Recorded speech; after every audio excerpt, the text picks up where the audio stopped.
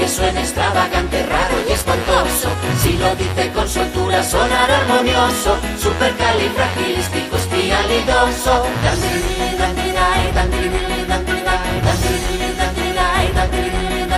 De niño yo me acostumbré a tartamudear. Mi padre mi nariz torció para enseñarme a hablar. Hasta que un día yo escuché cuando era ya mayor la frase con más letras, la palabra más atroz. Supercalifragilisticoespialidoso, aunque suene extravagante, raro y espantoso.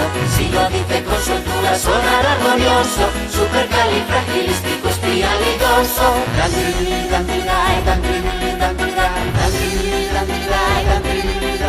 El mundo ha recorrido él y donde fue una vez, su extraña frase le soltó y supo convencer. Un duque y un gran maraja a quienes suelo ver. Ayer mi frase al escucharme enraron con un té. Supercalifragilisticoespialidoso, aunque suene extravagante, raro y espantoso. Si lo dicen con soltura sonará armonioso, supercalifragilisticoespialidoso. Supercalifragilisticoespialidoso, aunque suene extravagante, raro y espantoso.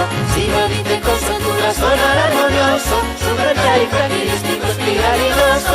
Supercalifragilisticoespialidoso, aunque suene extravagante, raro y espantoso. Si lo dicen con soltura sonará armonioso, supercalifragilisticoespialidoso.